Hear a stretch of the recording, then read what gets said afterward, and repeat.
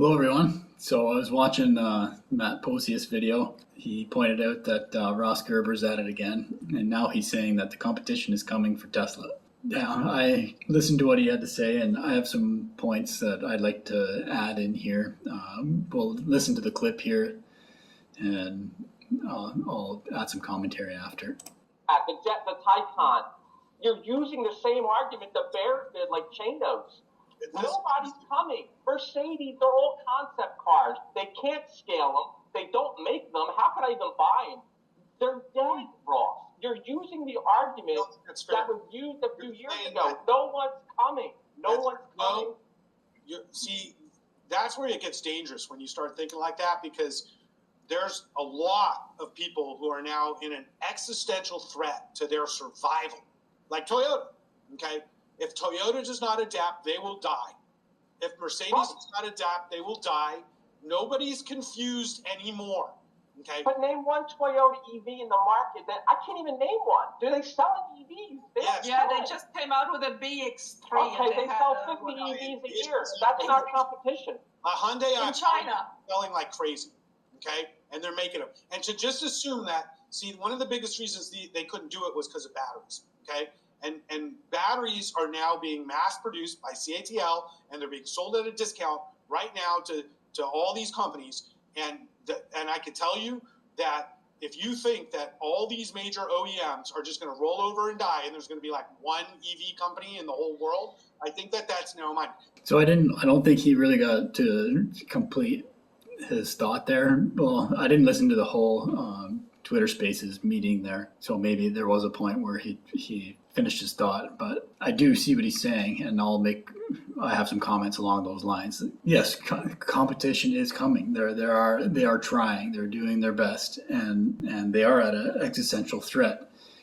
So they're going to be putting their best efforts forward to survive. And I would say in that scenario, that's when the best rise to the top. And for example, that's what Tesla went through. They were born basically in the era of 2008 in the financial crisis. They know what it's like to struggle through the financing of a company that's just getting going. They were forged in the fires of hell, basically. They were in some rough times, and they made it through, and they came out the other side, and they're killing it now. And I think that's going to happen to a lot of the existing automotive companies. They're facing an existential threat, as Ross pointed out. It's do or die time. Some will make it, so there will be competition for sure. Tesla's not going to be 100% of the automotive industry. I highly doubt that. They'll get a piece of it, and hopefully it's a big piece.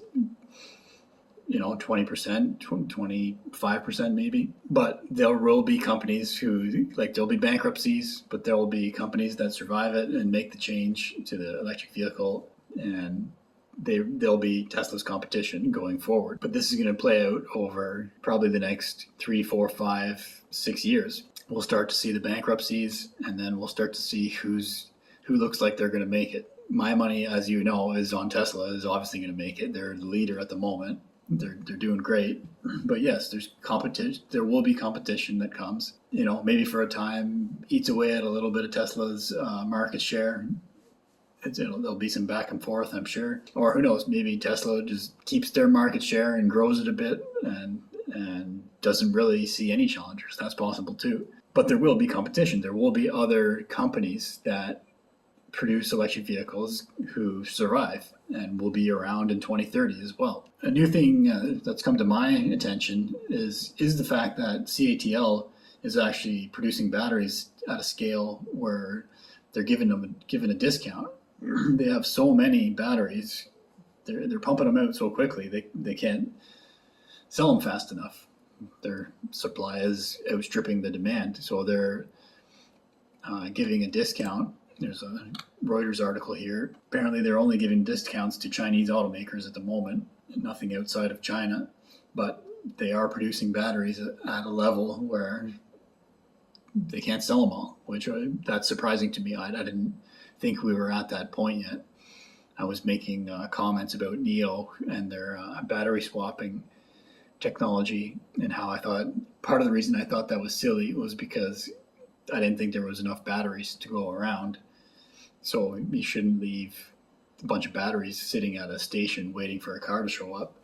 But apparently, yeah, CATL is pumping them out now at a rate that's pretty fast. Sandy Monroe has said this, and because I follow the space so closely, I'm thinking this too. Like, well, BYD is selling a lot of electric vehicles, and these Chinese automakers do look like they are well poised to be Tesla's actual competition, who will survive into the 2030s, say.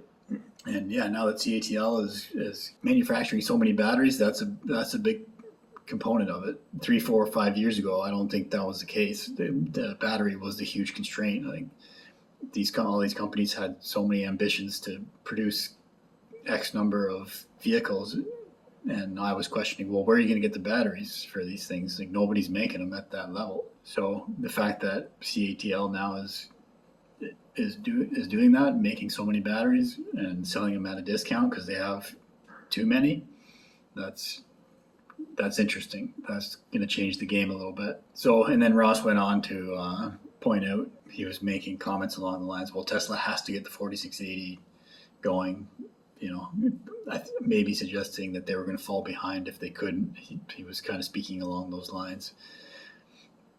But I don't think he was saying Tesla is going to die because now their CATL is pumping out all these batteries. The competition's coming. I don't believe that was his point. Like I said, I didn't watch the whole Twitter Spaces interview.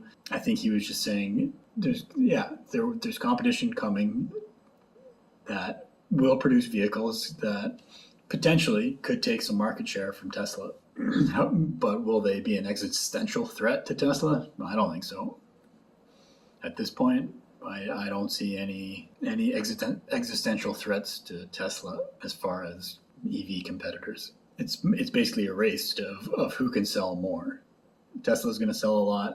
There'll be other companies that sell a lot of electric vehicles. Yeah, maybe 5 years down the line, there'll be like BYD might sell more numbers, like more units of vehicles, and kind of take the number one spot from Tesla in that regard. That's possible, but Tesla's not going anywhere, and at the moment Tesla makes the most profit per vehicle. They're super good with their money.